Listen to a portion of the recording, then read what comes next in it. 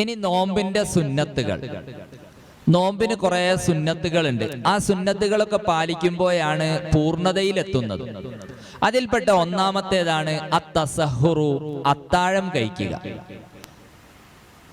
നോമ്പിന്റെ സുന്നത്താണ് അത്താഴം കഴിക്കുക. ഒരാള് തറാവീഹൊക്കെ കഴിഞ്ഞു, രാത്രി കഞ്ഞിയൊക്കെ കുടിച്ച് കടന്നു, എനിക്ക് അത്തായൊന്നും വേണ്ടെന്ന് പറഞ്ഞു.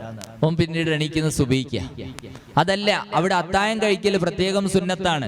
അത്തായം കഴിക്കുക എന്ന് പറയുമ്പോ കുറെ ചോറ് കഴിക്കണമെന്നോ അല്ലെങ്കിൽ മറ്റെന്തെങ്കിലും ഭക്ഷണങ്ങൾ കൂടുതൽ കഴിക്കണമെന്നോ അല്ല അതിന്റെ അർത്ഥം. നമ്മളൊരു ഈത്തപ്പഴം അല്ലെങ്കിൽ ചുരുങ്ങിയതൊരു 3 ഈത്തപ്പഴെങ്കിലും കഴിക്കുക, അത് മതി അത്താഴം.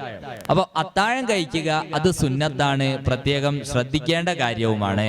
അത്താഴം കഴിക്കുക എന്നത് മുത്തനബി സല്ലല്ലാഹു അലൈഹി വസല്ലമ തങ്ങൾ പറഞ്ഞു, തസഹറു ഫഇന്ന ഫിസ്സഹൂരി ബറക. തസഹറു, നിങ്ങൾ അത്താഴം കഴിക്കുക. ഫഇന്ന ഫിസ്സഹൂരി ബറക, അത്താഴം കഴിക്കുന്നതിൽ ബറക്കത്തുണ്ട്. അത്താഴം കഴിക്കുന്നതിൽ ബറക്കത്തുണ്ട്, അതുകൊണ്ട് നിങ്ങൾ അത്താഴം കഴിക്കണേ എന്ന് മുത്തുനബി സല്ലല്ലാഹു അലൈഹി വസല്ലമ തങ്ങൾ നമ്മെ പഠിപ്പിക്കുകയാണ്. എപ്പോഴാണ് അത്താഴം കഴിക്കേണ്ടത്? ഫിന്നിസ്ഫിൽ ലൈലിൽ അഖീരി, രാത്രിയുടെ 2ാമത്തെ പകുതിയിൽ, രാത്രിയുടെ അവസാനത്തെ പകുതിയിൽ അത്താഴം കഴിക്കുക അത് സുന്നത്തായ കാര്യമാണ്. അത് തന്നെ അത്താഴത്തിനെ പിന്തിക്കുക അതും സുന്നത്താണ്. അത്താഴത്തിനെ പിന്തിക്കുക എന്ന് പറയുമ്പോൾ ഒരാൾ അർദ്ധരാത്രിയിൽ തന്നെ, ഇപ്പൊ രാത്രി 12:30 ആയാലും അർദ്ധരാത്രി ആയല്ലോ, വേഗം 1 മണിയായപ്പം തന്നെ എഴുന്നേറ്റ് വേഗം ഭക്ഷണമൊക്കെ കഴിച്ച്, അതിനേക്കാൾ നല്ലത് തസഹുരി, അത്താഴത്തിനെ പിന്തിക്കൽ സുന്നത്താണ്. ഇലാ യബ്ഖാ മിനൽ ലൈലി ഖദ്റു 50 ആയ, രാത്രിയിൽ നിന്ന് ഒരു 50 ആയത്ത് ഓതാനുള്ള സമയം ബാക്കിയാവുന്നത് വരെ അത്താഴത്തിനെ പിന്തിക്കുക അതും സുന്നത്താണ്. അപ്പൊ അത്താഴം കഴിക്കല് സുന്നത്താണ്, അതോടുകൂടെ അത്താഴത്തിന് പിന്തിക്കലും സുന്നത്താണ്. അത് പ്രത്യേകം ശ്രദ്ധിക്കേണ്ടതാ.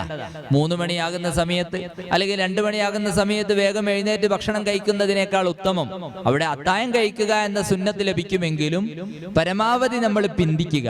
അതായത് അത്താഴം കഴിച്ച് കഴിഞ്ഞതിന് ശേഷം സുബിഹി വാങ്ക് കൊടുക്കുന്നതിന്റെ ഇടയ്ക്ക് ഒരു 50 ആയത്ത് ഓതാനുള്ള സമയം ബാക്കിയാവുക, അതുവരെ പിന്തിക്കുക, അത് സുന്നത്താണ്. പിന്നെ റമളാനിലെ എല്ലാ രാത്രിയിലും കുളിക്കുക. റമളാനിലെ എല്ലാ രാത്രിയിലും കുളിക്കുക അത് സുന്നത്താണ്. മഗ്രിബിന്റെയും സുബഹിന്റെയും ഇടയിലുള്ളതായ സമയം, ആ സമയത്തിൽ കുളിക്കൽ സുന്നത്താണ്. ലി ഷറഫി റമളാന, റമളാനിന്റെ പവിത്രത മാനിച്ചുകൊണ്ട്. റമളാൻ വളരെ ശ്രേഷ്ഠമായൊരു മാസമാണ്. ആ മാസത്തിന്റെ പവിത്രത മാനിച്ചുകൊണ്ട് മഗ്രിബിന്റെയും സുബഹിയുടെയും ഇടയിൽ കുളിക്കുക അത് സുന്നത്താണ്. കൂട്ടത്തിൽ 1-2 കാര്യം ഞാൻ ഓർമ്മപ്പെടുത്തുകയാണ്. നമ്മളൊക്കെ ഇപ്പൊ നല്ല ചൂട് കാലമാണ്. അപ്പൊ തറാവീഹൊക്കെ കഴിഞ്ഞ് വീട്ടിൽ വെച്ച് നിസ്കരിക്കുന്നവര്, സ്ത്രീകളൊക്കെ തറാവിയൊക്കെ കഴിഞ്ഞ് നല്ല ചൂടെടുക്കുന്നുണ്ടാവും. കിടന്നുറങ്ങുമ്പോ ഒരു റാഹത്തിന് വേണ്ടി ഒന്ന് കുളിക്കുന്നു. അല്ലെ പുരുഷന്മാരാണെങ്കിൽ പള്ളിയിൽ പോയി വന്ന് ജമാഅത്തൊക്കെ കഴിഞ്ഞ് ക്ഷീണിച്ചു, ഒന്ന് ശരീരത്തിലൊക്കെ ഒന്ന് വെള്ളം പാരട്ടെ, എന്നാ നല്ലൊരു സന്തോഷാണല്ലോ, ഒരു ഉന്മേഷാണല്ലോ, ഉന്മേഷത്തോടു കൂടി ഉറങ്ങാലോ എന്ന നിലക്ക് പലരും കുളിക്കാറുണ്ട്. പക്ഷേ അവിടെ നിയ്യത്ത് ചെയ്യാറുണ്ടോ എന്ന് നമ്മൾ ചിന്തിക്കണം. നിയ്യത്ത് ചെയ്യുമ്പോഴാണ് നമ്മുടെ അമലുകൾ സ്വീകരിക്കുന്നത്. കഴിഞ്ഞ ദിവസം നമ്മൾ പറഞ്ഞു, ഇന്നമൽ അഅ്മാലു ബിന്നിയ്യാത്ത്, തീർച്ചയായും അമലുകൾ സ്വീകരിക്കപ്പെടുന്നത് നിയ്യത്ത് കൊണ്ടാണ്. അപ്പൊ നിയ്യത്ത് വേണം. അപ്പൊ രാത്രി കുളിക്കല് സുന്നത്താണ്. കുളിക്കുന്ന സമയത്ത് നമ്മൾ നിയ്യത്ത് വെക്കുകയും വേണം. റമളാനിലെ രാത്രിയുള്ള സുന്നത്തായ കുളിയെ ഞാൻ കുളിക്കുന്നു എന്ന് നിയ്യത്ത് ചെയ്ത് നമ്മൾ കുളിച്ചാൽ നമുക്കതിന്റെ സുന്നത്ത് ലഭിക്കും. നിയ്യത്ത് വെച്ചിട്ടില്ലെങ്കിൽ നമുക്ക് ആ സുന്നത്ത് ലഭിക്കുകയില്ല. അത് നമ്മൾ നല്ലോണം ശ്രദ്ധിക്കേണ്ട ഒരു കാര്യമാണ്. റമളാനിലെ എല്ലാ രാത്രിയിലും കുളിക്കൽ സുന്നത്താണ്. ഇനി മറ്റൊന്നുകൂടി, അൽ ഗുസ്ലു അനിൽ ഹദസിൽ അക്ബരി ഖബ്ലൽ ഫജ്രി.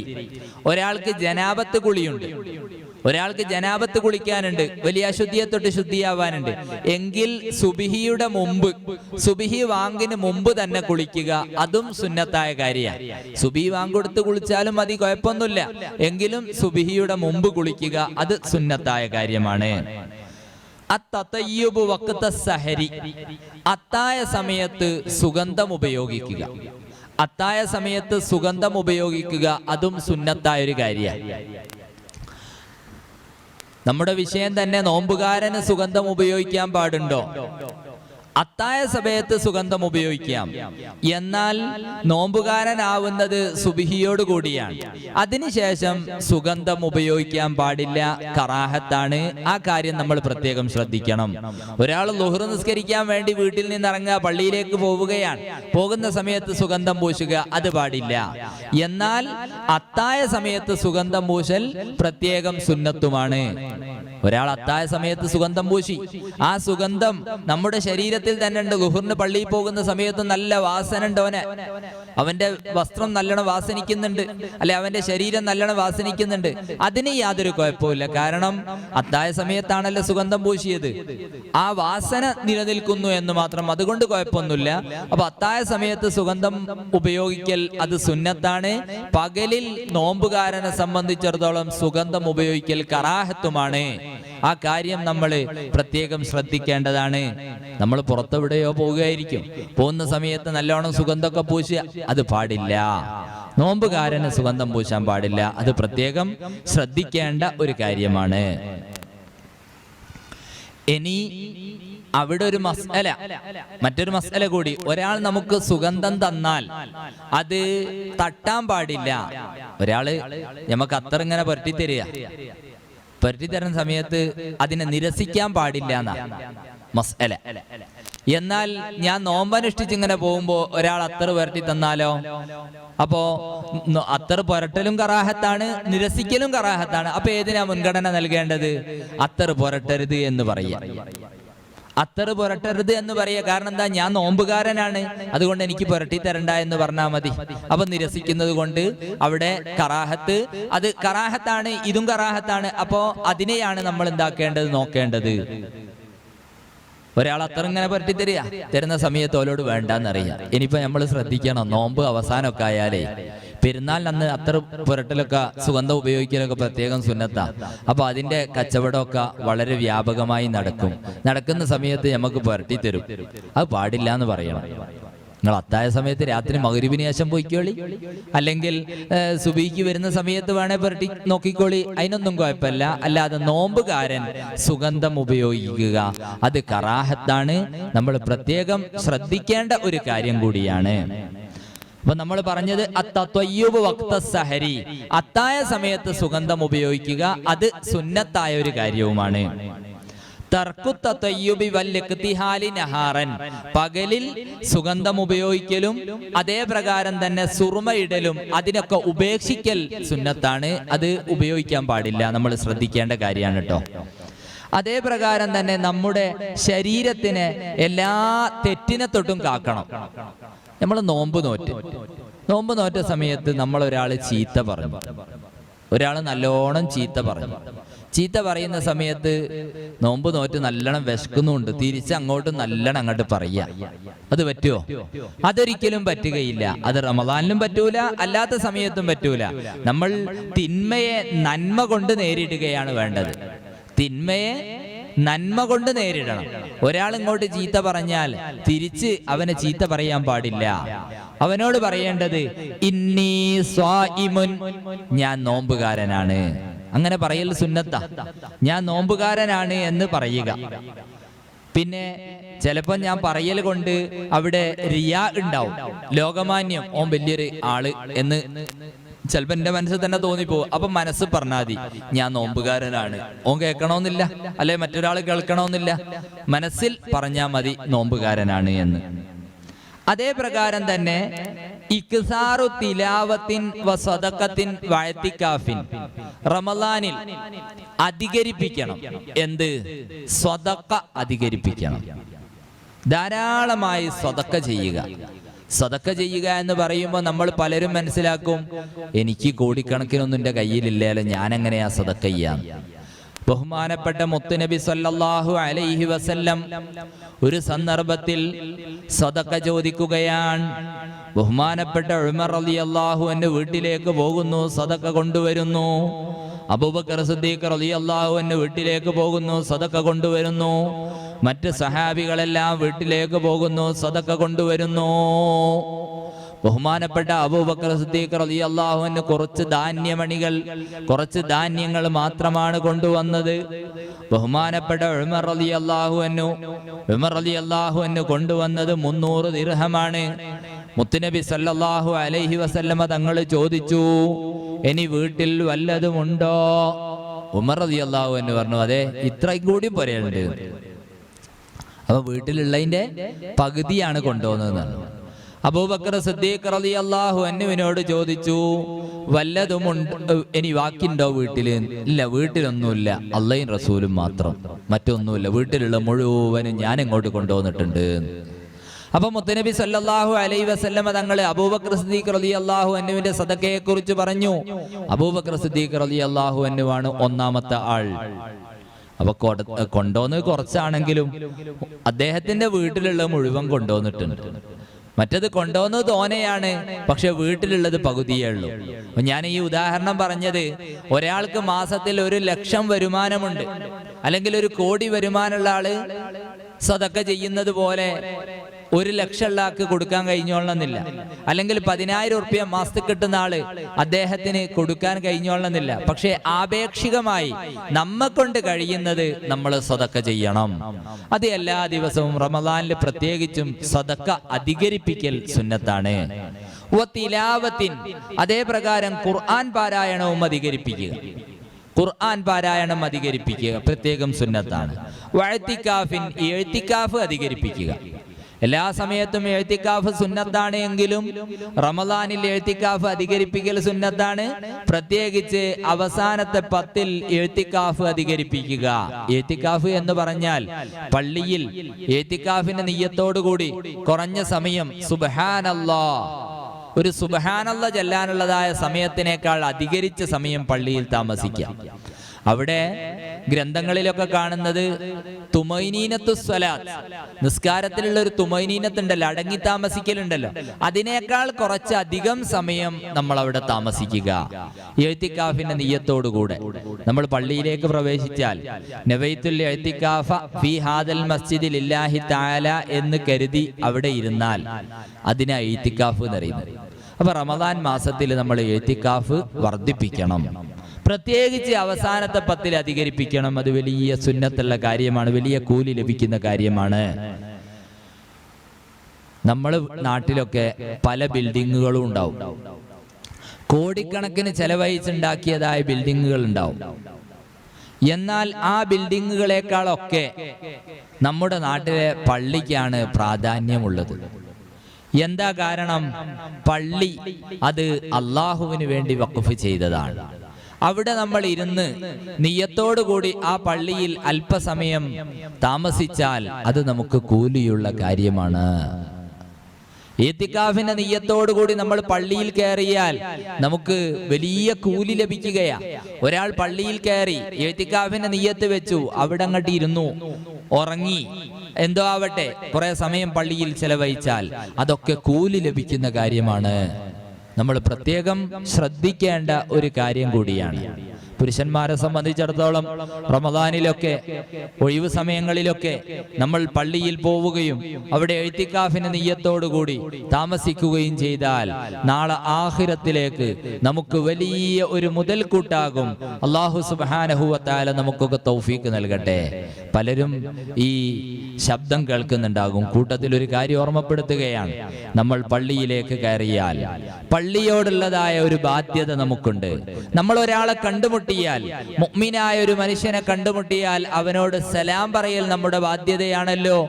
അതേ പ്രകാരം തന്നെ പള്ളിയിൽ കയറിയാൽ അവിടെ വെച്ച് 2 റക്അത്ത് തഹിയ്യത്ത് നിസ്കരിക്കുക, അത് ആ പള്ളിയോടുള്ള ഒരു അഭിവാദ്യമാണ്. ഒരു മുഅ്മിനായ മനുഷ്യൻ മറ്റൊരാളെ കണ്ടുമുട്ടിയാൽ അവനോട് സലാം പറയൽ ബാധ്യതയാണല്ലോ. മുത്തുനബി സല്ലല്ലാഹു അലൈഹി വസല്ലമ തങ്ങൾ പഠിപ്പിക്കുന്നു, യാ അയ്യുഹല്ലദീന ആമനു ലാ തദ്ഖുലുൽ ജന്നത ഹത്താ തുഅ്മിനു. ഹദീസിലുള്ള ലാ തദ്ഖുലുൽ ജന്നത ഹത്താ തുഅ്മിനു, ലാ തദ്ഖുലു, നിങ്ങൾ പ്രവേശിക്കുകയില്ല, അൽ ജന്നത, സ്വർഗ്ഗത്തിൽ, ഹത്താ തുഅ്മിനു, നിങ്ങൾ വിശ്വാസികളാവുന്നത് വരെ. മുത്തുനബി സല്ലല്ലാഹു അലൈഹി വസല്ലമ തങ്ങൾ പഠിപ്പിക്കുകയാണ്, നിങ്ങൾ വിശ്വാസികളാവുന്നത് വരെ സ്വർഗ്ഗത്തിൽ കടക്കുകയില്ല. പിന്നീട് പറയുന്നു വലാ തുഅ്മിനൂ ഹത്താ തഹാബ്ബു, വലാ തുഅ്മിനൂ, നിങ്ങൾ വിശ്വാസികളാവുകയില്ല, ഹത്താ തഹാബ്ബു, പരസ്പരം സ്നേഹിക്കുന്നതുവരെ, പരസ്പരം സ്നേഹിക്കുന്നതുവരെ നിങ്ങൾ വിശ്വാസികളാവുകയില്ല. പിന്നീട് മുത്തുനബി സല്ലല്ലാഹു അലൈഹി വസല്ലമ തങ്ങൾ പറയുന്നു അവലാ അദുല്ലുക്കും അലാ ശൈഇൻ ഇദാ ഫഅൽതുമൂഹു തഹാബബതും, ഒരു കാര്യം നിങ്ങൾക്ക് ഞാൻ അറിയിച്ചു തരട്ടെയോ, ഇദാ ഫഅൽതുമൂഹു, അത് നിങ്ങൾ ചെയ്താൽ തഹാബബതും, പരസ്പര സ്നേഹം ഉണ്ടാകും, അങ്ങോട്ടും ഇങ്ങോട്ടും സ്നേഹമുണ്ടാകും. അങ്ങനത്തെ ഒരു കാര്യം ഞാൻ നിങ്ങൾക്ക് അറിയിച്ചു തരട്ടെയോ. ഹദീസിൽ നിന്ന് നമ്മൾ നല്ലോണം ശ്രദ്ധിക്കണം. ലാ തദ്ഖുലുൽ ജന്നത ഹത്താ തുഅ്മിനു, നിങ്ങൾ വിശ്വാസികളാവുന്നത് വരെ സ്വർഗ്ഗത്തിൽ കടക്കുകയില്ല. വലാ തുഅ്മിനു ഹത്താ തഹാബ്ബു, നിങ്ങൾ പരസ്പരം സ്നേഹിക്കുന്നത് വരെ വിശ്വാസികളാവുകയില്ല. പിന്നീട് പറയുന്നു അവലാ അദുല്ലുക്കും അലാ ശൈഇൻ ഇദാ ഫഅൽതുമൂഹു തഹാബബതും, നിങ്ങൾക്കൊരു കാര്യം ഞാൻ അറിയിച്ചു തരട്ടെയോ, ഇദാ ഫഅൽതുമൂഹു, അത് നിങ്ങൾ പ്രവർത്തിച്ചാൽ തഹാബബതും, നിങ്ങൾക്ക് പരസ്പരം സ്നേഹം ഉണ്ടാകും. ഒരു കാര്യം അറിയിച്ചു തരട്ടെയോ. എന്നിട്ട് പറയുന്നു അഫ്ശുസ്സലാമ ബൈനക്കും, നിങ്ങളുടെ ഇടയിൽ നിങ്ങൾ സലാമിനെ വ്യാപിപ്പിക്കണേ, സലാമിനെ വ്യാപിപ്പിക്കണേ. കാണുന്നവരോടൊക്കെ സലാം പറയുക, അത് പ്രത്യേകം സുന്നത്താണ്. ചില കാര്യങ്ങൾക്കുണ്ട് സുന്നത്തിന് ഫർളിനേക്കാൾ കൂലി കിട്ടുന്നത്, സുന്നത്തിന് ഫർളിനേക്കാൾ കൂലി കിട്ടും. അതിൽപ്പെട്ട ഒന്നാണ് സലാം പറയൽ. ഞാനിപ്പോ ഒരാളെ കണ്ടുമുട്ടിയാൽ സലാം പറയുന്നു, സലാം പറയൽ എനിക്ക് സുന്നത്താണ്. സലാം അടക്കൽ അദ്ദേഹത്തിന് ഫർളാണ്. പക്ഷേ ഇവിടെ ഫർളിനേക്കാൾ പ്രതിഫലം ലഭിക്കുന്നത് സുന്നത്തായ സലാം പറയലിനാണ്. അതേ പ്രകാരം മറ്റൊന്നാണ്, ഒരാൾ നമ്മളോട് ഒരു പൈസ കടം വാങ്ങി, ഒരു പൈസ കടം വാങ്ങി, ഏപ്രിൽ 1 തരാമെന്ന് പറഞ്ഞു. പക്ഷെ എന്തോ സാഹചര്യം കൊണ്ട് അദ്ദേഹത്തിന് തരാൻ കഴിഞ്ഞില്ല. അദ്ദേഹത്തിന് സാമ്പത്തികമായി വലിയ പ്രതിസന്ധിയാണ്, അദ്ദേഹത്തിന് തരാൻ കഴിഞ്ഞില്ല. എന്നാൽ എന്തു ചെയ്യും? തരാൻ കഴിഞ്ഞിട്ടില്ലെങ്കിൽ എനിക്കാണ് തരാനുള്ളത് എങ്കിൽ ഞാൻ അദ്ദേഹത്തിന് അവധി നീട്ടിക്കൊടുക്കൽ നിർബന്ധ. മൂപ്പരോട് പറയാ ഏപ്രിൽ 1 ഞാൻ പറഞ്ഞ്, നിങ്ങൾ മെയ് 1 തന്നാ മതി, അല്ലെങ്കിൽ ചെറിയ പെരുന്നാളിന് അന്ന് തന്നാ മതി എന്ന് പറഞ്ഞ് ഒരു അവധി നീട്ടിക്കൊടുക്കുക. അത് നിർബന്ധ, അവധി നീട്ടിക്കൊടുക്കൽ നിർബന്ധ. പക്ഷേ ഞാൻ അദ്ദേഹത്തിനോട് പറഞ്ഞു, നിങ്ങളെ പൈസ ഒന്നുമില്ലല്ലേ, നിങ്ങൾ സാമ്പത്തികമായിട്ട് വലിയ പ്രതിസന്ധിയിലല്ലേ, അതുകൊണ്ട് നിങ്ങളെ കാശ് തരണ്ടെന്ന് ഞാൻ പറഞ്ഞു, ഒഴിവാക്കി കൊടുത്തു. അത് സുന്നത്താ, ഒഴിവാക്കി കൊടുക്കൽ സുന്നത്താണ്, അവധി നീട്ടിക്കൊടുക്കൽ നിർബന്ധവുമാണ്. എന്നാൽ ഇവിടെ സുന്നത്തിനാണ് നിർബന്ധത്തിനേക്കാൾ കൂലി ലഭിക്കുന്നത്. അതുകൊണ്ട് സലാം പറയുമ്പോഴും നിർബന്ധമാണ് സലാം മടക്കൽ, സലാം പറയൽ സുന്നത്താണ്. പക്ഷേ ആ സുന്നത്തിനാണ് ഫർളിനേക്കാൾ കൂലി ലഭിക്കുന്നത്. അത് പ്രിയപ്പെട്ടവരൊക്കെ നല്ലോണം ശ്രദ്ധിക്കണം. നമ്മള് പള്ളിയിൽ ഉസ്താദിനെ കണ്ടാ സലാം പറയും, അയൽവാസിയെ കണ്ടാ സലാം പറയും. പക്ഷെ വീട്ടിൽ കയറുമ്പോ ഭാര്യയോട്, മക്കളോട്, ഉമ്മയോട്, ഉപ്പയോട് ആരെല്ലാം സലാം പറയാറുണ്ട്? നമ്മൾ ഓരോരുത്തരും ചിന്തിക്കാൻ വേണ്ടി പറയുകയാണ്. നമ്മൾ വീട്ടിലേക്ക് കയറി ചെല്ലുന്ന സമയത്ത് നമ്മുടെ ഉമ്മയോട് സലാം പറയാറുണ്ടോ? നമ്മുടെ ഉപ്പയോട് സലാം പറയാറുണ്ടോ? നമ്മുടെ മക്കളോട് സലാം പറയാറുണ്ടോ? എന്നാൽ നമ്മൾ മക്കളോട് സലാം പറയണം, ഉമ്മയോട് സലാം പറയണം, ഉപ്പയോട് സലാം പറയണം. നമ്മൾ പുറമുള്ള ആളുകളോട്, അയൽവാസികളോട്, പള്ളിയിലെ ഉസ്താദിനോട്, മദ്രസയിലെ ഉസ്താദിനോട്, അവരോട് മാത്രം സലാം പറഞ്ഞാൽ പോരാ, അവരോട് പറയണ്ടെന്നല്ല, അവരോടൊക്കെ സലാം പറയണം. അതോടൊപ്പം നമ്മുടെ വീട്ടിൽ ഉമ്മ, ഉപ്പ, മക്കൾ, ഭാര്യ എല്ലാവരോടും നമ്മൾ സലാം പറയണം. അപ്പൊ സലാം പറയുക എന്നത് രണ്ടാളുകൾ കണ്ടുമുട്ടുന്ന സമയത്തുള്ളതായ ഒരു അഭിവാദ്യമാണ്. അതേ പ്രകാരം പള്ളിയിൽ കയറുന്ന സമയത്ത് പള്ളിയോടുള്ള ഒരു അഭിവാദ്യമാണ് 2 റക്അത്ത് തഹിയ്യത്ത് നിസ്കരിക്കുക എന്നത്. അപ്പൊ നമ്മൾ പള്ളിയിൽ കയറുമ്പോൾ വലതുകാല് വെച്ച് പള്ളിയിലേക്ക് കയറുക, എന്നിട്ട് ഇഅ്തികാഫിനെ നിയ്യത്ത് ചെയ്ത് അവിടെ വെച്ച് 2 റക്അത്ത് നിസ്കരിക്കുക. അതാണ് തഹിയ്യത്ത് നിസ്കാരം. തഹിയ്യത്ത് നിസ്കാരം ഒഴിവാക്കാൻ പാടില്ല, ഒഴിവാക്കൽ കറാഹത്താണ് എന്ന് ഫുഖഹാ രേഖപ്പെടുത്തിയതായി നമുക്ക് കാണാൻ കഴിയും. പുരുഷന്മാരൊക്കെ പ്രത്യേകം ശ്രദ്ധിക്കാൻ വേണ്ടി ഓർമ്മപ്പെടുത്തിയതാണ്. നമ്മൾ കഅബയുടെ അടുത്തെത്തിയാൽ, ഒരാൾ കഅബയുടെ അടുത്തെത്തിയാൽ അവിടെ ഉള്ളതായ തഹിയ്യത്ത് കഅബയെ തവാഫ് ചെയ്യലാണ്. ഓരോരുത്തരടുത്തും എത്തുന്ന സമയത്ത് അവിടെ ഉള്ളതായ അഭിവാദ്യത്തിന് വ്യത്യാസം വരുന്നുണ്ട്. ഒരു മുഅ്മിനെ കണ്ടുമുട്ടിയാൽ അവനോട് സലാം പറയലാണ് അഭിവാദ്യം. പള്ളിയിലെത്തിയാൽ തഹിയ്യത്ത് നിസ്കരിക്കലാണ് അഭിവാദ്യം. കഅബയുടെ അടുത്തെത്തിയാൽ അവിടെ തവാഫ് ചെയ്യലാണ് കഅബയോടുള്ളതായ അഭിവാദ്യം ചെയ്യൽ. അതൊക്കെ നമ്മൾ പ്രത്യേകം ശ്രദ്ധിക്കേണ്ട കാര്യമാണ്, സാന്ദർഭികമായി ഓർമ്മപ്പെടുത്തിയതാണ്. അപ്പം എഴുത്തിക്കാഫിനെ നമ്മൾ അധികരിപ്പിക്കണം. ഹൈറായ കാര്യങ്ങൾ, നന്മയായ കാര്യങ്ങൾ അത് നമ്മൾ നല്ലോണം അധികരിപ്പിക്കണം. ജീവകാരുണ്യ പ്രവർത്തനങ്ങളും മറ്റും നമ്മൾ അധികരിപ്പിക്കണം. അള്ളാഹു നമുക്ക് തൗഫീഖ് നൽകുമാറാവട്ടെ. നോമ്പുകാരനെ നോമ്പ് തുറപ്പിക്കണം. ഇതും വലിയ കാര്യാട്ടോ. ഇന്നിപ്പോ നമ്മുടെ SYS-ന്റെയും മറ്റുമൊക്കെ കീഴില് നോമ്പ് തുറകൾ പല സ്ഥലങ്ങളിലും നടത്തുന്നുണ്ട്. ഇതൊക്കെ വലിയ നല്ലൊരു കാര്യമാണ്, വലിയ കൂലി കിട്ടുന്ന ഒരു കാര്യമാണ്. നോമ്പുകാരനെ നോമ്പ് തുറപ്പിക്കുക, അത് നമ്മൾ പ്രത്യേകം ശ്രദ്ധിക്കേണ്ട ഒരു കാര്യമാണ്. നോമ്പുകാരനെ തുറപ്പിക്കുക, നോമ്പുള്ള ആളുകളെ വീട്ടിലേക്ക് വിളിച്ചു വരുത്തി അവർക്ക് വേണ്ടതായ കാര്യങ്ങളൊക്കെ ചെയ്തു കൊടുക്കുക. ഇനി വീട്ടിലേക്ക് വിളിച്ചു വരുത്താൻ സൗകര്യമില്ലെങ്കിൽ നോമ്പ് തുറക്ക്, നമ്മൾ ഭക്ഷണം അങ്ങോട്ട് കൊടുക്കുക. അങ്ങനെ നമ്മൾ നോമ്പ് തുറപ്പിക്കണം. അതും പ്രത്യേകം സുന്നത്തുള്ള കാര്യമാണ്. പിന്നെ നോമ്പ് തുറ ഉളരിക്കണം, പെട്ടെന്നാക്കണം. സമയമായി എന്ന് ഉറപ്പായാൽ പെട്ടെന്ന് തന്നെ നോമ്പ് തുറക്കുക. സമയമായി എന്ന് ഉറപ്പായാൽ, സൂര്യൻ അസ്തമിച്ചു എന്ന് നമുക്ക് ഉറപ്പായാൽ പെട്ടെന്ന് തന്നെ നോമ്പ് തുറക്കുക. അപ്പൊ തഅജീലുൽ ഫിത്രി, നോമ്പ് തുറയെ ഉളരിക്കുക, അത് സുന്നത്താണ്. വതഖ്ദീമുഹു അലസ്സലാത്തി, നിസ്കാരത്തിനേക്കാൾ അതിനെ മുന്തിക്കണം. മഗ്രിബ് നിസ്കാരം നോമ്പ് തുറന്നിട്ട് മതി. നോമ്പ് തുറന്നിട്ട് മഗ്രിബ് നിസ്കരിക്കുക. നോമ്പ് തുറക്കുക എന്ന് പറഞ്ഞാല് ഭക്ഷണമൊക്കെ കഴിക്കണം എന്നില്ലട്ടോ. ഈത്തപ്പഴം അല്ലെങ്കിൽ കാരക്ക, വെള്ളം, ഇതുകൊണ്ട് നമ്മൾ നോമ്പ് തുറക്കുക. നോമ്പ് തുറക്കുന്ന സമയത്ത് നോമ്പുകാരന്റെ ദുആക്ക് ഇജാബത്തുണ്ട്. നോമ്പ് തുറയുടെ തൊട്ട് മുമ്പായി നമ്മൾ ദുആ ചെയ്താൽ ആ ദുആ അല്ലാഹു സുബ്ഹാനഹു വ തആല സ്വീകരിക്കും. അതുകൊണ്ട് വീട്ടിൽ വെച്ച് ഉമ്മമാരും ഉപ്പമാരും ഒക്കെ നോമ്പ് തുറക്കുന്നതിന്റെ തൊട്ട് മുമ്പായി, അതേപ്രകാരം നോമ്പ് തുറക്കുന്ന സമയത്തൊക്കെ ദുആ ചെയ്താൽ ആ ദുആക്ക് ഉത്തരം ലഭിക്കുമെന്ന് മഹാന്മാർ രേഖപ്പെടുത്തിയിട്ടുണ്ട്. ആ കാര്യം നമ്മൾ നല്ലോണം ശ്രദ്ധിക്കണം. അപ്പൊ സമയമായാൽ ഉടനെ നോമ്പ് തുറക്കണം.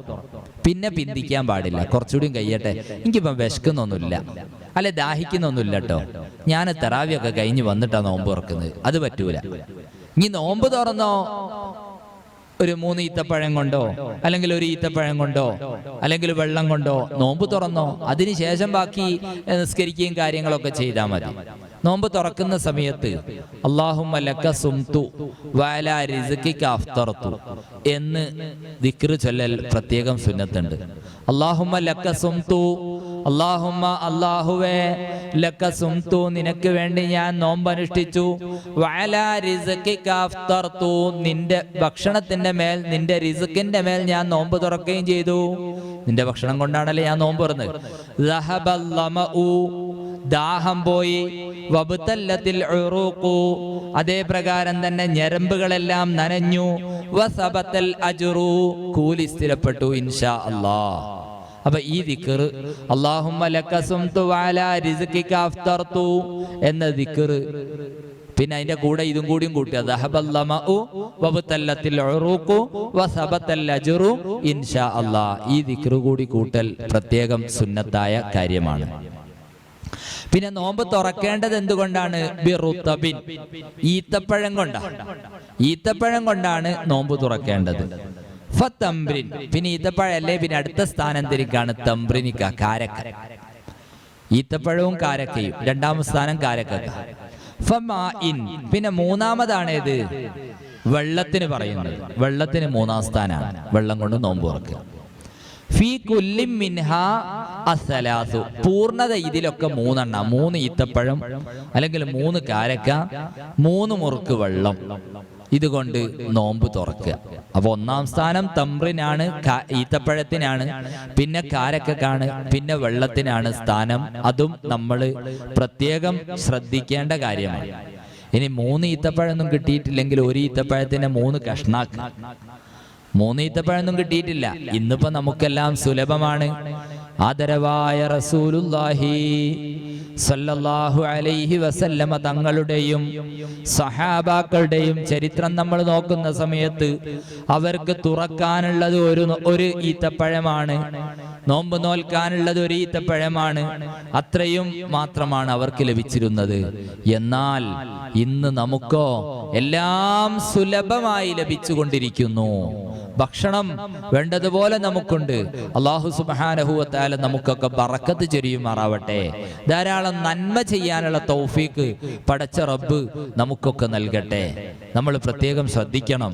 നമുക്കൊക്കെ ഓരോന്ന് കിട്ടുമ്പോൾ, അനുഗ്രഹങ്ങൾ കിട്ടുന്ന സമയത്ത് അതിന് നമ്മൾ ശുക്ർ ചെയ്യണം. അനുഗ്രഹങ്ങൾക്ക് ശുക്ർ ചെയ്യുക. ശുക്രിന്റെ സുജൂദ് എന്ന് പറഞ്ഞൊരു സുജൂദ് എന്നെ ശറയിലുണ്ട്. നമുക്കൊക്കെ എത്രമാത്രം അനുഗ്രഹങ്ങൾ ലഭിച്ചിട്ടുണ്ട്. ഈ അനുഗ്രഹങ്ങൾക്കൊക്കെ നമ്മൾ ശുക്ർ ചെയ്യണം. നിങ്ങൾക്ക് അള്ളാഹു ചെയ്തു തന്നതായ നിഅമത്തുകൾ നിങ്ങൾ എണ്ണിയാൽ അതിനെ ക്ലിപ്തപ്പെടുത്താൻ സാധ്യമല്ല. അത്രയും നിഅമത്തുകൾ അല്ലാഹു സുബ്ഹാനഹു വ തആല നമുക്ക് ചെയ്തു തന്നിട്ടുണ്ട്. അത് നമ്മളൊക്കെ ഓർക്കണം. നമ്മൾ ചിന്തിക്കേണ്ടത്, നമ്മൾ ഉമ്മയുടെ വയറ്റിലുള്ള സമയത്ത് നമുക്ക് ഭക്ഷണം എത്തിച്ചു തന്നിട്ടുണ്ട്. ആരാണ് ഭക്ഷണം എത്തിച്ചു തന്നവൻ? അല്ലാഹു ആണ്. ഇതുവരെ നമ്മൾ ശ്വാസം അയച്ചിട്ടുണ്ട്, അതിനുള്ള ഒരു തടസ്സവും വന്നിട്ടില്ല. ഇതൊക്കെ അല്ലാഹു നമുക്ക് ചെയ്തു തന്നതായ അനുഗ്രഹങ്ങളാണ്. എത്ര വലിയ അനുഗ്രഹങ്ങളാണ്! നമ്മൾ എണ്ണിയാൽ ഒതുങ്ങാത്ത അത്രയും അനുഗ്രഹങ്ങൾ അല്ലാഹു സുബ്ഹാനഹു വ തആല നമുക്ക് ചെയ്തു തന്നിട്ടുണ്ട്. ഇതിനൊക്കെ നമ്മൾ ശുക്ർ ചെയ്യണം. ശുക്ർ ചെയ്യുന്നതായ ശാകിരീങ്ങൾ അടിമകളാവണം. നമ്മൾ പലരും നമുക്കൊക്കെ ഒരു ആവലാതിയാണ്. എനിക്കത് കിട്ടിയിട്ടില്ല, മറ്റേയാൾക്കത് കിട്ടിയിട്ടുണ്ട്, എനിക്ക് കിട്ടിയിട്ടില്ല. അങ്ങനെ ഒരിക്കലും നമ്മൾ ആവലാതി പറയാൻ പാടില്ല. നമുക്ക് അല്ലാഹു എന്തെല്ലാം അനുഗ്രഹങ്ങൾ ചെയ്തു തന്നിട്ടുണ്ട് അതിനെ നമ്മൾ ഓർക്കണം. ഉൻളുറൂ ഇലാ മൻ അസ്ഫല മിൻകും, നിങ്ങൾ നിങ്ങളെക്കാൾ താഴ്ന്നവരിലേക്ക് നോക്കണം. ഒരാള് അദ്ദേഹത്തിന് ചെറിയൊരു വീടാണുള്ളത്. അപ്പൊ അദ്ദേഹം നോക്കേണ്ടത് വീടില്ലാത്ത എത്ര ആളുകളുണ്ട്. ഉൻളുറൂ, നിങ്ങൾ നോക്കുക, ഇലാ മൻ അസ്ഫല മിൻകും, നിങ്ങളെക്കാൾ താഴ്ന്നവരിലേക്ക് നിങ്ങൾ നോക്കുക. താഴ്ന്നവരിലേക്ക് നോക്കുന്ന സമയത്ത് നമ്മുടെ മനസ്സിന് നല്ലൊരു റാഹത്തായിരിക്കും, നമുക്ക് സന്തോഷമായിരിക്കും. അല്ലാഹു സുബ്ഹാനഹു വ തആല നമുക്ക് എത്രമാത്രം അനുഗ്രഹങ്ങൾ ചെയ്തു തന്നിട്ടുണ്ട്. ആ അനുഗ്രഹങ്ങൾക്ക് ശുക്റുള്ള ആളുകളായിരിക്കും. എന്നാൽ നേരെ തിരിച്ച് നമ്മൾ തൊട്ടടുത്തൊരു അയൽവാസിയുണ്ട്, അദ്ദേഹത്തിന്റെ വീട്ടിൽ വലിയ സൗകര്യങ്ങളുണ്ട്, ദുനിയവിയായ സൗകര്യങ്ങളൊക്കെ അവർക്കുണ്ട്. അത് നമ്മളിങ്ങനെ നോക്കും.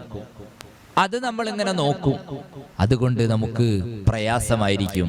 അതുകൊണ്ട് തന്നെ ഉൻളുറൂ ഇലാ മൻ അസ്ഫല മിൻകും, നിങ്ങൾ നിങ്ങളെക്കാൾ താഴ്ന്നവരിലേക്ക് നിങ്ങൾ നോക്കണം. നമ്മൾ ഇടക്കിടക്കൊക്കെ ഹോസ്പിറ്റലിലൊക്കെ ഒന്ന് സന്ദർശിക്കുന്നത് നല്ലതാ. വലിയ ഹോസ്പിറ്റലുകൾ, മെഡിക്കൽ കോളേജുകളൊക്കെ ഒന്ന് പോവുക, അവിടെയൊക്കെ ഒന്ന് സന്ദർശിക്കുക. അതൊക്കെ നമുക്ക് വലിയ സമാധാനം ലഭിക്കാൻ ഒരു കാരണമായിരിക്കും. അവിടെ ഉണ്ടാവും കയ്യും കാലും എല്ലാം പൊട്ടിക്കിടക്കുന്ന ആളുകൾ. ആ സമയത്ത് നമ്മൾ ചിന്തിക്കേണ്ടത്, പടച്ച റബ്ബേ, നീ എനിക്ക് എത്ര വലിയ അനുഗ്രഹമാണ് ചെയ്തു തന്നത്. എൻ്റെ കാലിന് യാതൊരു കുഴപ്പമില്ല, എൻ്റെ കൈക്ക് യാതൊരു പ്രയാസവും. എനിക്ക് എത്ര വലിയ അനുഗ്രഹമാണ് റബ്ബേ നീ ചെയ്തു തന്നത്. ആ അനുഗ്രഹത്തിൽ ശുക്റുള്ളവരാകും. നമ്മൾ പ്രത്യേകം ശ്രദ്ധിക്കേണ്ട കുറെ കാര്യങ്ങളുണ്ട്. ഞാൻ ഇതിന്റെ കൂട്ടത്തിലൊന്ന് ഓർമ്മപ്പെടുത്താട്ടോ. നമ്മളോട് ഒരാള് സംസാരിച്ചു, വന്ന് സലാം പറഞ്ഞു. നമ്മൾ സലാമൊക്കെ മടക്കി. എന്തൊക്കെയാ വർത്താനം, എന്തൊക്കെയാ നിന്റെ വിശേഷങ്ങൾ, അല്ലെ എന്തൊക്കെയാ നിന്റെ പാട് എന്നൊക്കെ ചോദിക്കുന്ന സമയത്ത് വീട്ടിലൊക്കെ പ്രയാസാണ്, എനിക്കാണ് സുഖല്ല, എനിക്ക് പ്രയാസാണ് എന്നിങ്ങനെ തുടങ്ങി കുറേ ആവലാതികൾ അദ്ദേഹത്തിനോട് അങ്ങോട്ട് പറയും. അദ്ദേഹത്തിനോട് പറയുന്ന സമയത്ത് അദ്ദേഹം തന്നെ ഒരുപക്ഷെ ചിന്തിച്ചു പോകൂ, ഇയാളോട് ഞാൻ ചോദിക്കേണ്ടില്ലായിരുന്നു, ചോദിച്ചുകൊണ്ടല്ലേ എനിക്കിതൊക്കെ കേൾക്കേണ്ടി വന്ന്, ചോദിക്കേണ്ടില്ലായിരുന്നു എന്ന് അദ്ദേഹത്തിന് തോന്നിപ്പോകും. അതുകൊണ്ട് നമ്മളോട് ആരെങ്കിലും വർത്താനം ചോദിക്കുന്ന സമയത്ത് അൽഹംദുലില്ലാഹ്, ഖൈറാണ്, ഇതുവരെ എനിക്ക് ഖൈറാണ്, എന്തൊക്കെയോ അനുഗ്രഹങ്ങൾ പടച്ച റബ്ബ് എനിക്ക് ചെയ്തു തന്നിട്ടുണ്ട്, ഒരു വലിയൊരു പണ്ഡിതൻ അദ്ദേഹത്തിനെ സന്ദർശിക്കാൻ വേണ്ടി പോയി. അദ്ദേഹത്തിന്റെ ശിഷ്യന്മാരായ കുറച്ച് ആളുകൾ. അദ്ദേഹത്തിന്റെ മകൻ സുഖമില്ലാതെ കിടക്കുകയാണ്, പ്രയാസത്തിലാണ്. ആ സമയത്ത് ഈ ഉസ്താദിനോട് ചോദിച്ചു, എന്തൊക്കെയാണ് വർത്താനങ്ങൾ? ഉസ്താദ് പറഞ്ഞു, മക്കളെ അൽഹംദുലില്ലാ വളരെ റാഹത്താണ്, കുടുംബജീവിതവും മക്കളും എല്ലാം റാഹത്താണ്, എല്ലാ സുഖവിവരങ്ങളും ഉസ്താദ് പറഞ്ഞു. പിന്നെ മകന്റെ രോഗത്തിനെ കുറിച്ച് ചോദിച്ചപ്പോൾ ചെറിയ പ്രയാസങ്ങളൊക്കെ ഉണ്ട്, അള്ളാഹു കുറെ നിഅമത്ത് ചെയ്തു തന്നിട്ടുണ്ട്, ചെറിയ പ്രയാസങ്ങളൊക്കെ ഉണ്ട്. നമ്മളോ അങ്ങനെയല്ല, എന്തെങ്കിലും ഒന്നുണ്ടാകുമ്പോഴേക്ക് അത് പർവ്വതീകരിച്ച് നമ്മൾ ഒരാളോട് പറയുന്ന സമയത്ത് അദ്ദേഹത്തിനും അത് പ്രയാസമായിരിക്കും. അദ്ദേഹം അങ്ങനെ ചിന്തിക്കും, ഞാൻ ഇയാളോട് ചോദിക്കേണ്ടില്ലായിരുന്നു. എന്നാൽ നമ്മൾ ഒരാൾ ചോദിക്കുമ്പോൾ അൽഹംദുലില്ലാ റാഹത്തന്നെ, എന്താ നിന്റെ ജോലിയുടെ വിശേഷങ്ങളൊക്കെ? അൽഹംദുലില്ലാ റാഹത്തന്നെ. അന്നേരം മൂപ്പര മനസ്സിലൊന്ന് വരും, എല്ലാം അള്ളാഹു റാഹത്തിലും സന്തോഷത്തിലും ആക്കി തരട്ടെ എന്ന് അദ്ദേഹം ദുആ ചെയ്യും. നല്ലൊരു ആത്മാർത്ഥമായിട്ടുള്ള ദുആ, നിഷ്കളങ്കമായൊരു ദുആ നമുക്ക് ലഭിക്കുന്നു. ആ ദുആ കാരണം നമ്മൾ ഇരുലോകത്ത് വിജയിക്കുകയും ചെയ്യുന്നു. അത് നമ്മൾ ശ്രദ്ധിക്കേണ്ട ഒരു കാര്യമാണ്, വളരെയധികം നമ്മൾ ശ്രദ്ധിക്കേണ്ട കാര്യമാണ്. നമ്മളുടെ ഇല്ലായ്മകൾ, പ്രയാസങ്ങൾ നമ്മൾ അള്ളാഹുവിന്റെ മുന്നിൽ നിരത്തുക. അള്ളാഹു എല്ലാറ്റിനും പരിഹാരം നമുക്ക് തരും. ഉദൂനി അസ്തജീബു ലക്കും എന്ന് അള്ളാഹു സുബ്ഹാനഹു വ തആല നമ്മളോട് പറഞ്ഞിട്ടുണ്ട്. നിങ്ങൾ ദുആ ചെയ്തോളി, നിങ്ങൾക്ക് ഉത്തരം ഞാൻ നൽകുമെന്ന്. പലരും നമ്മുടെ മജ്ലിസിൽ വെച്ച് പ്രത്യേകം ദുആ ചെയ്യാൻ വേണ്ടി ഏൽപ്പിച്ചിട്ടുണ്ട്. അർഹമർ റഹീമീനായ റബ്ബേ, ബഹുമാനപ്പെട്ട ഖുത്ബുൽ ആലം ഖദ്ദസല്ലാഹു സിർറഹു അസീസ് മഹാനവറുകളുടെ ബറക്കത്ത് കൊണ്ട് എല്ലാവരുടെയും ഖൈറായ ഉദ്ദേശങ്ങൾ നീ പൂർത്തീകരിച്ചു കൊടുക്കണേ റഹ്മാനെ. കുടുംബ ജീവിതത്തിൽ ഒക്കെ പ്രതിസന്ധികൾ അനുഭവിക്കുന്നവരുണ്ട് റബ്ബേ, അവർക്കൊക്കെ നീ സലാമത്ത് നൽകണേ റഹ്മാനെ. ഞങ്ങൾക്ക്, ഞങ്ങളുടെ മക്കൾക്ക് എല്ലാവർക്കും നീ കുടുംബ ജീവിതത്തിൽ ബറക്കത്ത് ചൊരിയണേ റഹ്മാനെ. അപ്പൊ നമ്മളോട് പലരും ദുആ കൊണ്ട് വസിയത്ത് ചെയ്തിട്ടുണ്ട്. നമ്മൾ പ്രത്യേകം അവർക്കൊക്കെ വേണ്ടി ദുആ ചെയ്യും. അല്ലാഹു സുബ്ഹാനഹു വ തആല നമുക്കൊക്കെ ധാരാളം നന്മ ചെയ്യാനുള്ള തൗഫീക്ക് നൽകുമാറാവട്ടെ. നമ്മുടെ അമലുകളൊക്കെ അള്ളാഹു കബൂൽ ചെയ്യട്ടെ. ധാരാളം പോരായ്മകളുള്ള അമലുകളാണ് റബ്ബേ, എല്ലാം നീ സ്വീകരിക്കണേ റഹ്മാനെ, നീ സ്വീകരിക്കണേ റഹ്മാനെ. അപ്പൊ ഞാൻ പറഞ്ഞു വന്നത്, നമ്മള് ശുക്റുള്ളവരാവണം, നമ്മള് ശാക്കിരീങ്ങളാവണം. നമ്മള് രോഗികളെയൊക്കെ സന്ദർശിക്കുന്ന സമയത്ത് അവർക്ക് സാന്ത്വന വാക്കുകൾ നമ്മൾ പറഞ്ഞു കൊടുക്കണം. ഒരു രോഗിയെ കാണാൻ പോയ സമയത്ത് രോഗിക്ക് വേണ്ടി ദുആ ചെയ്യുക പ്രത്യേകം സുന്നത്താണ്. രോഗിയോട് സമാധാന വാക്കുകൾ പറയുക പ്രത്യേകം സുന്നത്താണ്. ഒരു രോഗിയെ കാണാൻ പോയ സമയത്ത് അവരോട് ഈ സൂക്കേട് ഇന്ന ആൾക്കുണ്ടായിരുന്നു, മൂപ്പര് 2 മാസമാണ് പിന്നെ ജീവിച്ചത് എന്നൊക്കെ പറഞ്ഞ് പേടിപ്പിക്കാൻ പാടില്ല. ഒരാളെയും നമ്മൾ പേടിപ്പിക്കരുത്. ഒരു രോഗിയുടെ അടുത്ത് പോയാലും അവർക്ക് വേണ്ടി നമ്മൾ ദുആ ചെയ്യണം, അവരോട് സമാധാനത്തിന്റെ വാക്കുകൾ പറയണം. അത് നമ്മൾ പ്രത്യേകം ശ്രദ്ധിക്കേണ്ട ഒരു കാര്യം കൂടിയാണ്. പലരും രോഗികളെ സന്ദർശിക്കാൻ പോകാനൊക്കെ ഉഷാറായിരിക്കും. പോകുന്ന സമയത്ത് നമ്മളെ നിയ്യത്ത് നന്നാവണം കേട്ടോ. ഞാൻ പോയില്ലെങ്കിൽ അവരെന്ത് വിചാരിക്കും? ഇപ്പം കുറേ ദിവസമായില്ലേ ഹോസ്പിറ്റലിൽ നിന്ന് വന്നിട്ട്, ഞാനൊന്ന് പോയി നോക്കിയില്ല, ഓലിപ്പെന്ത് വിചാരിക്കും, അതുകൊണ്ട് ഞാനൊന്ന് പോയി ചേർട്ടെ എന്ന നിലക്കായാൽ നമുക്ക് കൂലി കിട്ടിക്കോളണമെന്നില്ല. മുത്തുനബി സല്ലല്ലാഹു അലൈഹി വസല്ലമ തങ്ങൾ പഠിപ്പിച്ച ഒരു സുന്നത്താണല്ലോ രോഗിയെ സന്ദർശിക്കൽ. അതുകൊണ്ട് ആ സുന്നത്ത് ലഭിക്കാൻ വേണ്ടി ഞാൻ ആ രോഗിയെ സന്ദർശിക്കട്ടെ എന്ന നിയ്യത്തോടു കൂടി ഒരാൾ ഒരു രോഗിയെ സന്ദർശിച്ചാൽ അത് നമുക്ക് വലിയ കൂലി ലഭിക്കുന്ന ഒരു കാര്യമാണ്.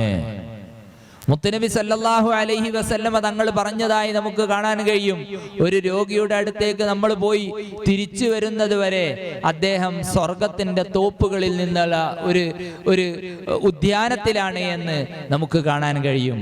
അതുകൊണ്ട് രോഗസന്ദർശനം അത് വലിയ കൂലി ലഭിക്കുന്ന കാര്യമാണ്.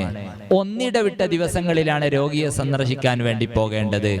എന്നാൽ ചില സ്ഥലത്ത് എപ്പോഴും പോവേണ്ടി വരും. കാരണം ഒരു രോഗി, അദ്ദേഹത്തിന്റെ അടുക്കലേക്ക് ഞാൻ ചെന്നാൽ, ഒരു ഉദാഹരണം പറയാണ്, ഞാൻ അദ്ദേഹത്തിന്റെ അടുത്തേക്ക് ചെന്നാൽ അദ്ദേഹത്തിന് സന്തോഷമുണ്ടാകും, അദ്ദേഹത്തിന് നല്ല സന്തോഷം ഉണ്ടാവും. എങ്കിൽ ഇടക്കിടക്ക് ഇങ്ങനെ പോവുക, അദ്ദേഹത്തിന്റെ അടുക്കൽ പോയി സാന്ത്വന വാക്കുകൾ പറഞ്ഞു, അല്ലെങ്കിൽ കുശലാന്വേഷണങ്ങളൊക്കെ നടത്തി. അങ്ങനെയൊക്കെ ആകുന്ന സമയത്ത് മൂപ്പർക്കൊരു നേരം പോക്കായിരിക്കും, മൂപ്പർക്കൊരു ആശ്വാസമായിരിക്കും. അങ്ങനെയാണെങ്കിൽ കൂടെ കൂടെ ഇങ്ങനെ ആ രോഗിയുടെ അടുക്കൽ സന്ദർശിക്കൽ പ്രത്യേകം സുന്നത്താണ് എന്ന് ഫുഖഹാ രേഖപ്പെടുത്തിയതായി നമുക്ക് കാണാൻ കഴിയും. അപ്പൊ രോഗിയെ സന്ദർശിക്കുന്ന സമയത്ത് നമ്മൾ പ്രത്യേകം ശ്രദ്ധിക്കേണ്ടത്, രോഗിക്ക് പ്രയാസമുണ്ടാകുന്ന ഒരു വാക്ക് പോലും നമ്മിൽ നിന്ന് ഉണ്ടാവാൻ പാടില്ല. അത് നമ്മൾ പ്രത്യേകം ശ്രദ്ധിക്കണമെന്ന് സാന്ദർഭികമായി ഓർമ്മപ്പെടുത്തുകയാണ്. ഞാൻ എന്നോടും പിന്നീട് നിങ്ങളോടും ഓർമ്മപ്പെടുത്തുകയാണ്. അവർക്ക് സാന്ത്വനം ലഭിക്കണം, നമ്മുടെ ഒരു വാക്കുകൊണ്ട് അവർക്ക് ആശ്വാസം ലഭിക്കണം. അതായിരിക്കണം നമ്മുടെ ലക്ഷ്യം, നമ്മുടെ രോഗസന്ദർശനം കൊണ്ടുള്ളതായ നമ്മുടെ ലക്ഷ്യമെന്ന് നമ്മൾ പ്രത്യേകം ഞാൻ പ്രത്യേകം ഓർമ്മപ്പെടുത്തുകയാണ്. ഇപ്പൊ നോമ്പിന്റെ സുന്നത്തുകളാണ് നമ്മൾ പറഞ്ഞു വന്നത്. നോമ്പിന്റെ സുന്നത്തുകൾ നമ്മൾ ആ സുന്നത്തുകളൊക്കെ പാലിക്കുന്ന സമയത്താണ് അതിൻ്റെ മഹത്വം പൂർണ്ണമായി നമുക്ക് ലഭിക്കുന്നത്. നോമ്പിന്റെ ഓരോ രാത്രിയിലും കുളിക്കുന്ന സമയത്ത് നിയ്യത്ത് ചെയ്യുക, അതൊക്കെ നമ്മൾ പ്രത്യേകം ശ്രദ്ധിക്കണം. പിന്നെ നമ്മളുടെ ടോപ്പിക് തന്നെ, നമ്മളുടെ വിഷയം തന്നെ നോമ്പുകാരന് സുഗന്ധം ഉപയോഗിക്കാമോ എന്നാണ്. നോമ്പുകാരനെ സംബന്ധിച്ചിടത്തോളം പകലിൽ സുഗന്ധം ഉപയോഗിക്കാൻ പാടില്ല. അത്തായ സമയത്ത് സുഗന്ധം ഉപയോഗിക്കൽ സുന്നത്തുമാണ്. അത് നമ്മൾ പ്രത്യേകം ശ്രദ്ധിക്കണം. ഉമ്മമാരൊക്കെ അല്ലെങ്കിൽ ഉപ്പമാരൊക്കെ അത്തായം കഴിച്ചു, സുബിഹിയുടെ മുമ്പുള്ള ആ സമയത്ത് അല്പം സുഗന്ധം ഉപയോഗിക്കുക, അത് സുന്നത്താണ്. പകലിൽ സുഗന്ധം ഉപയോഗിക്കാൻ പാടില്ല. ആ കാര്യങ്ങളൊക്കെ നമ്മൾ പ്രത്യേകം ശ്രദ്ധിക്കണമെന്ന് സാന്ദർഭികമായി ഓർമ്മപ്പെടുത്തുകയാണ്.